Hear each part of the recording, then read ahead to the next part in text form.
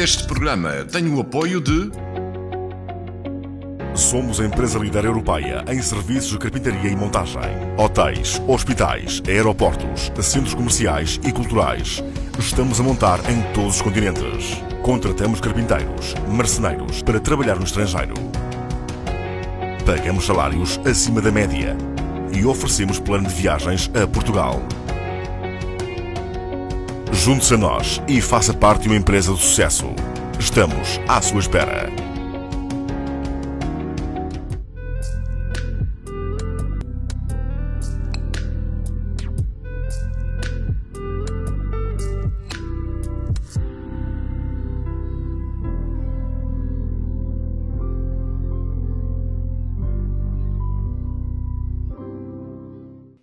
O fim de semana negro na região. Em Penafiel, colisão entre motociclista e viatura na saída da A4 fez uma vítima mortal e um ferido grave. O Novo Canal esteve no local. A Câmara de Penafiel já lamentou esta morte em comunicado. O presidente Antonino de Sousa reitera uma vez mais a disponibilidade para a autarquia construir ali uma rotunda.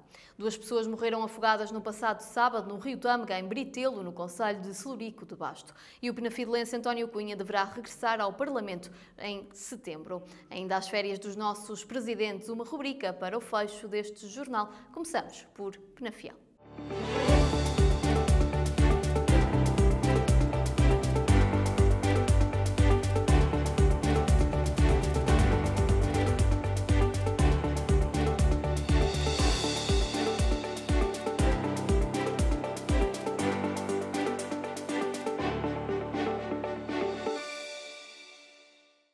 Muito boa tarde, seja bem-vindo ao Novo Jornal. Em Penafiel, colisão entre motociclista e viatura na saída da A4 fez uma vítima mortal e um ferido grave. O acidente ocorreu precisamente no local para onde há vários anos tem sido exigida a construção de uma rotunda, tendo em conta a complexidade do fluxo de trânsito. Quem por lá passa e tem a necessidade de inverter o sentido de marcha, falo com o coração nas mãos. Este, que é considerado um ponto negro em termos de sinistralidade, tem sido contestado ao longo dos anos, sem que as autoridades competentes demonstrem preocupação em resolvê-lo. Cerca de 2 anos após uma grande reportagem do Novo Canal sobre o assunto, este tema volta à ribalta, infelizmente por conta de mais uma morte. Direto de Penafiel, mais precisamente junto à saída da A4, onde acabou por ocorrer esta noite um acidente que registrou uma vítima mortal aqui já no local e 2 feridos ligeiros, mas para mais detalhes tenho na minha companhia André Rocha, adjunto de comando. André, podes-nos explicar um bocadinho o que aconteceu aqui esta noite? Fomos solicitados às 0h02 para uma colisão entre um veículo ligeiro e um motociclo, no qual resulta 2 feridos leves a ser transportados ao Hospital de Penafiel e uma vítima mortal, confirmada pela Merval de Sousa de Penafiel. Neste local temos 18 operacionais com 7 viaturas, temos também com a GNR de Penafiel com 2 veículos e 5 operacionais. Neste momento a via encontra-se interdita em ambos os sentidos. Mesmo esta zona já é um bocadinho problemática, já não é dos primeiros acidentes que ocorrem aqui, mas este terá sido provavelmente um dos mais trágicos, que acabou com a vítima mortal. Exatamente, neste local é um sítio onde se dá muitos acidentes. Hoje aconteceu a salientar uma vítima mortal. As causas do acidente ainda vão ser apuradas e depois mais tardamente anunciadas. É correto, neste momento são desconhecidas, onde ser apuradas pelas entidades competentes. Obrigada, boa noite. E fica aqui o registro deste acidente que resultou de uma vítima mortal, um acidente que ocorreu esta noite, ao início já da madrugada, na saída da A4 em Penafiel. O Novo Canal volta de novo à rua para reportar a gravidade da situação. Paulo Lopes esteve esta tarde no local. Estamos aqui à saída da autoestrada A4, na saída Penafiel Norte, onde neste passado sábado mais um acidente mortal aconteceu aqui nesta saída.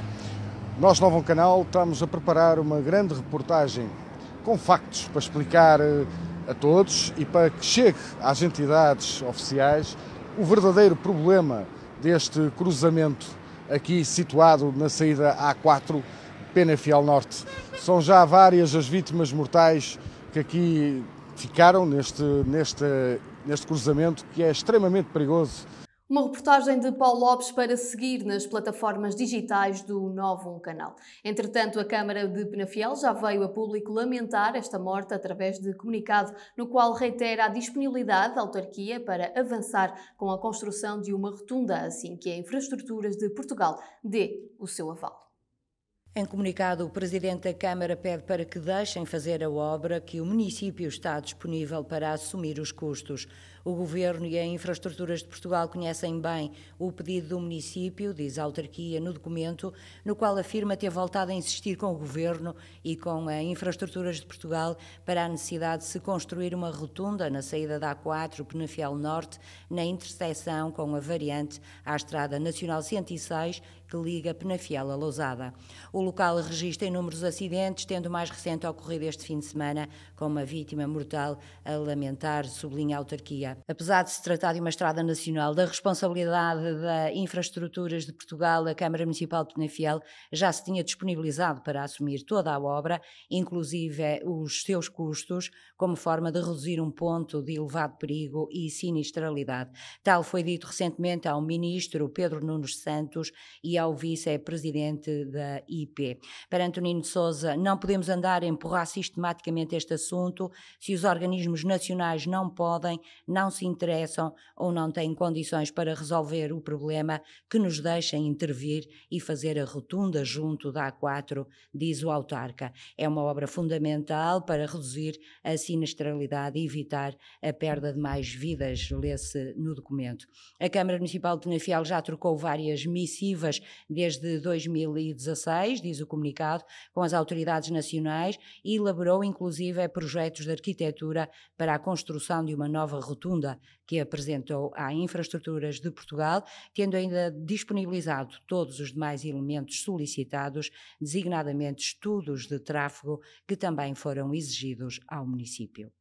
Também o PS Penafiel já se pronunciou sobre o assunto. Em comunicado, apela ao bom senso da entidade gestora da via para a resolução do que considera ser um grave problema. Face aos recentes acontecimentos ocorridos no acesso à Autostrada 4 em Penafiel, o Partido Socialista reforça, através de comunicado, a necessidade de uma resposta célere por parte da Infraestruturas de Portugal, no sentido de encontrar uma solução rodoviária que mitigue a sinistralidade verificada naquele local. Segundo a Comissão Política, o Governo, ciente e sensível a este problema e com a disponibilidade do município para financiar a obra, é imperioso que a Infraestruturas de Portugal permita a execução com urgência da reformulação deste acesso, com vista a criar maiores e melhores condições de segurança e mobilidade para o elevado tráfego rodoviário a que se assiste numa das mais movimentadas artérias do concelho. Os socialistas dizem estar em causa a integridade dos utilizadores desta via, num cenário que se arrasta há vários anos e que não pode ficar consecutivamente na mesma.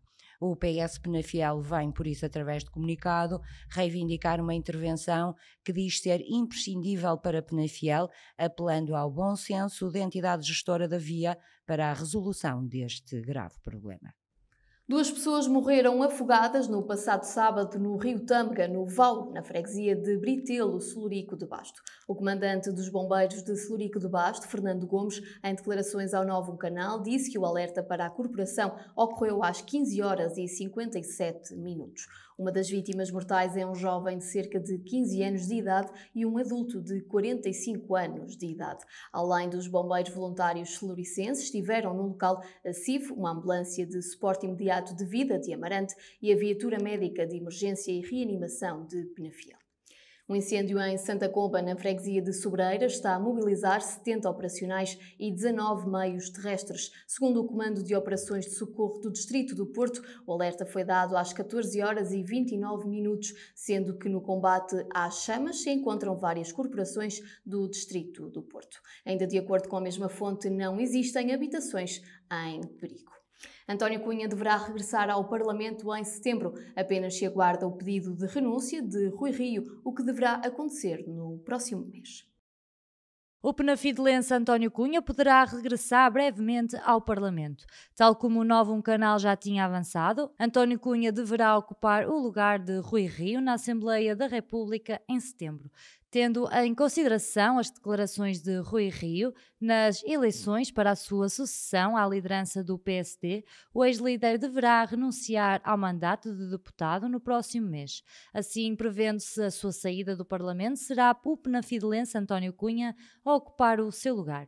Recorde-se que António Cunha era o 15º candidato da lista do PSD pelo distrito do Porto. Foram eleitos 14 deputados, pelo que António Cunha ficou à porta, podendo seguir agora rumo à capital para, uma vez mais, assumir responsabilidades na Assembleia da República.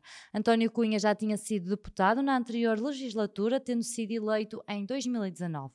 Contactado pelo Novo Canal, António Cunha não quer, para já, prestar declarações, uma vez que Rui Rio ainda não efetivou a sua renúncia, mas sabe-se que está disponível para assumir o seu lugar no Parlamento, caso tal venha a acontecer, como se prevê. Já foi inaugurada a exposição Antestreia, que homenageia Carmen Miranda, que evoca a sua memória. O município do Marco de Canaveses prepara-se desta forma para a reabertura daquele que será o renovado Museu Municipal Carmen Miranda, o qual será uma âncora na afirmação cultural e na atratividade do concelho e da região. Este museu foi também um projeto que integrou 2 edifícios que já existiam, o Museu Carmen Miranda e a Biblioteca, e que demos aqui um corpo novo, que é exatamente este onde nós estamos, um corpo novo que une estes dois edifícios. O objetivo deste museu é, como aqui já foi dito, primeiro mostrar quem foi a Carmen Miranda, e esta exposição em particular, designada Antestreia, tem esse objetivo, quem foi a mulher Carmen Miranda, aliás, Maria do Carmo, porque antes de ser a Carmen Miranda ela foi a Maria do Carmo, uma mulher que nasceu aqui no Marco de Canaveses, em Várzea da Ovelha, que emigrou para o Brasil e que depois teve um futuro que todos nós sabemos brilhante, como dizia há bocado o Dr. António Ponte, uma mulher planetária, à escala planetária. O que nós pretendemos com esta exposição foi dar a conhecer alguns pormenores da vida dela, desde o nascimento, por onde ela passou, desde a loja de chapéus onde esteve a vender, desde o seu trajeto depois no cinema, na música, até o uso de alguns artefactos pessoais, como é o caso das joias de uma família que fez também depósito aqui no Museu de Marco de Canaveses. Este circuito começa com o nascimento da Carmen Miranda e termina com a morte dela, como lá em baixo podemos verificar também algumas fotografias sobre o seu funeral, sobre as suas cerimónias fúnebres. O objetivo desta antestreia é isso, é dar a conhecer esta Carmen Miranda com uma exposição de fotografias. Para Cristina Vieira, a cerimónia oficial da inauguração do museu será a 9 de fevereiro de 2023, porque ontem foi a antestreia, no dia em que se recordou a data da morte de Carmen Miranda. É a antestreia porque aquilo que nós queremos é de facto fazer uma cerimónia de inauguração do museu com um projeto expositivo que será o projeto expositivo que vai marcar este museu, que em princípio estamos a apontar, se tudo correr bem, para que seja no dia 9 de fevereiro de 2023. Hoje assinalamos 5 de agosto a data da morte da Carmen Miranda, que faleceu, como sabem, em 1955 a 5 de agosto. Em 9 de fevereiro gostaríamos de poder fazer a inauguração oficial deste museu, que terá um projeto expositivo que nada tem a ver com aquilo que está aqui, mas que também será surpresa para o Marco de Canaveses.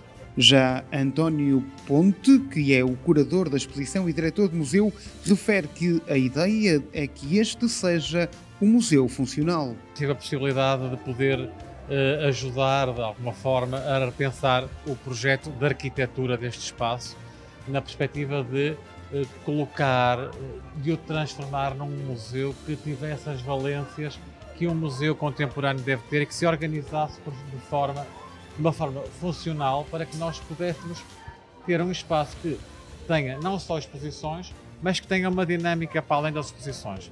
Lamego começou com sessões de cinema ao ar livre inseridos no Testemunhos Festival Literário 2022. Na passada sexta-feira decorreu a primeira sessão de cinema ao ar livre no Largo da Vitória, em Lamego. Na próxima sexta-feira, dia 12 de agosto, pelas 10 horas, será exibido o filme O Clube dos Poetas Mortos, no renovado claustro do convento de Santo António de Ferreirim. A entrada é livre. Esta é uma iniciativa organizada pelo Museu de Lamego e Município de Lamego, inserida na programação de Testemunhos Festival Literário 2022. Iniciativa esta que irá decorrer entre os dias 5 e 8 de outubro. Promovido pelo Museu de Lamego, o Testemunhos é um festival que torna a literatura como ponto de partida para um encontro transdisciplinar entre literatura e museus, arte, música, cinema, teatro e ainda gastronomia, com a finalidade de instigar uma maior cumplicidade do público com os livros e os museus, matérias particularmente sensíveis no que se refere aos hábitos culturais dos portugueses, recentemente divulgados, afirma a organização. Os passadiços do Paiva foram nomeados para o World Travel Awards. Os passadiços do Paiva estão nomeados para os World Travel Awards nas categorias de Melhor Atração de Turismo de Aventura da Europa e Melhor Atração Turística da Europa, dos World Travel Awards. As festas em honra do Divino Salvador, em Friamundo, receberam este sábado Sérgio Rossi, que animou todos com muita música e animação. O Novo Canal não poderia deixar de marcar a sua presença.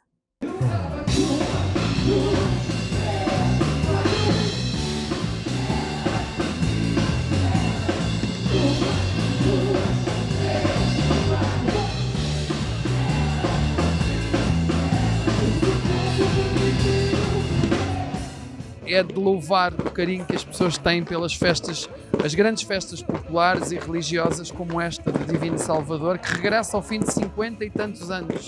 E para mim, como pioneiro e ser um dos artistas convidados, é um privilégio. Foi um público muito caloroso, muito entusiasta. Eu pensei honestamente quando cheguei aqui, eram 9 e pico, eu assim, mas como é que vamos encher este recinto com tanta gente, com tantos fãs aqui em Friamundo? Mas de repente, quando entro em palco, lá está o público, a energia, as vibrações, as boas energias, as pessoas a cantarem as minhas canções, é algo que eu não consigo explicar, é amor, ainda para mais em noite de aniversário, é uma sensação única poder me sentir tão realizado e com tanto carinho ao meu lado. Fenomenal, foi uma coisa que não estávamos à espera, correu tudo muito bem, é uma festa que vai ser para continuar e é o padroeiro da nossa terra, que é o Divino Salvador, e tenho para dizer que estou muito orgulhoso para as pessoas aderirem conforme aderirem e um espetáculo, é o que eu tenho a dizer, estou sem palavras, desde 1964 que não eram realizadas e graças ao nosso parque, ao Sr. Padre Brito, à população de Friamundo, a nós todos, elas cá estão para continuar. Primera vez aquí en Portugal y la primera vez aquí en Friamunde. Me siento muy feliz, mucha felicidad de compartir el escenario con un gran artista, Sergio Rossi. Estoy en el álbum de Sergio Rossi y ahora estoy en la escena, en la gira de Portugal con él y en el cumpleaños de Sergio Rossi. Me siento muy contento. Bueno, yo espero que será 1, 2, 3, 4 y muchas veces encontrar este público maravilloso, el público portugués. Es la primera vez, yo he cantado en muchos países y es la primera vez en Portugal y me siento con mucha felicidad con una gran persona que es mi amigo Sergio Rossi. Daqui a pouco o desporto e a rubrica As Férias dos nossos presidentes. Fazemos agora uma curtíssima pausa. Até já.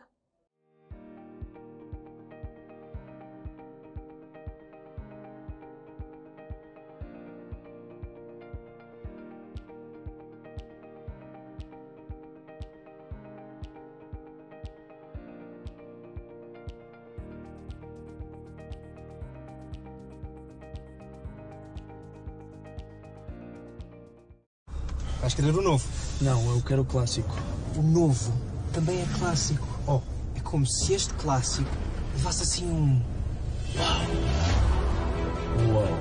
Uau! Estás a ver? Lá estás tu com os teus uaus. Num clássico não se mexe. Mexe, pois. Foi para ficar mais uau. Qual vai ser o seu pedido? Bacon. Com ou sem bacon, um clássico é sempre um clássico. Não percas o Big Mac Bacon ao preço do Big Mac original. Na McDonald's. Já estamos de regresso a este jornal. Penafiel e Irivo sobe à primeira divisão, a Associação de Futebol do Porto. O São Vicente de Irivo vai disputar esta época a primeira divisão da Associação de Futebol do Porto. A informação é avançada pelo próprio emblema do Concelho de Penafiel, na sua publicação oficial e confirmada pelo presidente do clube, Carlos Moreira, em declarações ao Novo Canal, que confirma que esta subida é merecida e faz jus ao trabalho que o clube fez no decorrer da época transata. O dirigente do São Vicente de Irivo realçou que esta era uma decisão esperada pela época que a sua equipa fez e que todos os associados, estrutura técnica e diretiva, assim como os simpatizantes do emblema, aguardavam com ansiedade e que agora se confirmou. Falando daquilo que a equipa poderá fazer na primeira divisão da Associação Futebol do Porto, Carlos Moreira mostrou-se convicto que o Irivo vai continuar a dignificar a camisola do clube, lutando pelos lugares cimeiros. No futsal, a equipa B do Futebol Clube Paços de Ferreira sobe à divisão de honra da Associação de Futebol do Porto. A equipa B do Futebol Clube de Paços de Ferreira, em futsal, subiu à divisão de honra da Associação de Futebol do Porto. Irá disputar a época desportiva de 2022-2023. A informação é avançada pelo Futebol Clube Paços de Ferreira na sua publicação oficial, que destaca que o convite e a confirmação oficial aconteceram na passada sexta-feira, dia 5 de agosto. O Futebol Clube Paços de Ferreira esclarece que na época transata, os comandados de Arnaldo Coelho ficaram em segundo lugar na fase de apuramento de campeão da primeira divisão da Associação Futebol do Porto, tendo arrecadado 5 vitórias, 3 empates e 2 derrotas, somando 18 pontos, terminando 2021-2022 apenas atrás de Módicos B, que registrou 24 e assegurou o único passaporte para a subida. O emblema pacense avança ainda que, face à não inscrição do Módicos B na divisão de honra da Associação Futebol do Porto, o convite para o preenchimento da vaga foi endereçado ao Futebol Clube Paços de Ferreira B, segundo classificado, que se prepara assim para a primeira subida ao fim de 2 anos de existência. De regresso ao futebol, Cristiano Silva integra o plantel do Futebol Clube Felgueiras 1932B para esta temporada. Cristiano Silva, extremo de 20 anos, é um dos rostos que irá integrar o plantel do Futebol Clube Felgueiras 1932B para esta época desportiva. A informação é avançada pelo Clube Felgueirense na sua publicação oficial, que destaca que Cristiano Silva teve uma passagem pelo Vizela. O emblema anunciou, entretanto, as renovações para a equipa B de Jota Sousa, médio 22 anos, Jorginho, lateral de 22 anos, Bruno Ribeiro, extremo de 19 anos, Zé Gomes, médio de 19 anos, Bruno Ferreira, central de 18 anos e ainda Rubén Oliveira, médio de 18 anos. No paraciclismo, Luís Costa foi segundo classificado no contrarrelógio da Taça do Mundo. Luís Costa garantiu para Portugal a medalha de prata no contrarrelógio da classe H5 da prova referente à Taça do Mundo de Paraciclismo que se iniciou no Quebec, Canadá. A Federação Portuguesa de Ciclismo reforça que o corredor paralímpico português foi um dos 12 participantes na corrida de 17,6 km para a classe H5, uma prova que se revelou bastante equilibrada, com os 6 primeiros separados por apenas menos de 1 minuto. A vitória pertenceu ao francês Loic Bergnaud, que cumpriu o percurso em 27 minutos, 57 segundos e 17 milésimos.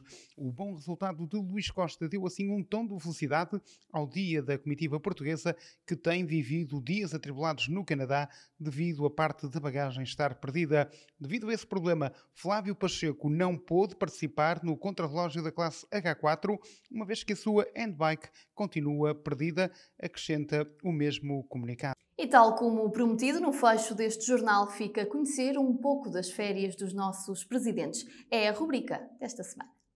Férias são sinónimo de descanso, repouso, sossego para toda a gente. Milhares de portugueses rumam por esta altura, uns ao sul do país, outros, invariavelmente, a locais onde existam praias. Na impossibilidade de sabermos de tudo e de todos, o Novo Canal quis perceber como são e onde são as férias dos presidentes de Câmara da região. Tentativa frustrada, em alguns casos, noutros fomos recebidos com simpatia. E começamos pelo município de Penafiel. O destino de Antonino de Sousa é habitualmente de sol e mar durante uma semana de domingo a domingo. É o consenso da família que o determina. Pode ser rumo ao Algarve, mas também à vizinha Galiza ou ao litoral alentejano. As férias são em família, ainda que às vezes os amigos apareçam. O autarca prefere praia à montanha e ainda bem, porque os seus pratos preferidos são sempre à base de peixe. Mesmo em férias não relaxa em termos de exercício físico, pratica atividades relacionadas com o mar e a praia e faz muitas caminhadas. A oportunidade é aproveitada para colocar a leitura em dia, mas nada de muito profundo.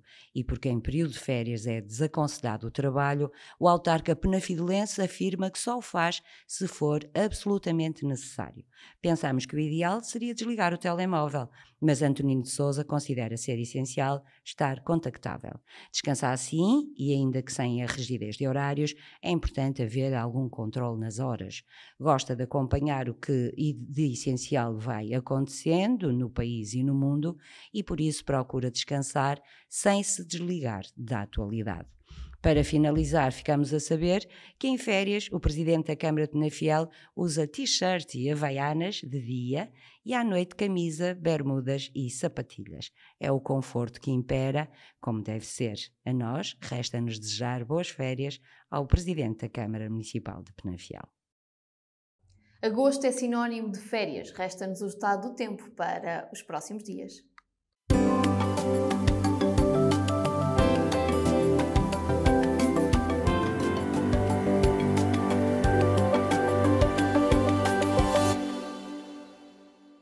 As previsões da meteorologia para esta terça, dia 9, é de céu pouco nublado, com temperatura máxima de 32 graus e a mínima de 16 graus. O vento será fraco. Na quarta-feira, dia 10, chuva ou aguaceiros fortes, a temperatura máxima a rondar os 35 graus e a mínima os 18 graus. O vento será moderado. Já quinta-feira, dia 11, céu pouco nublado, com temperatura a rondar os 30 graus e a mínima os 17 graus. O vento será fraco.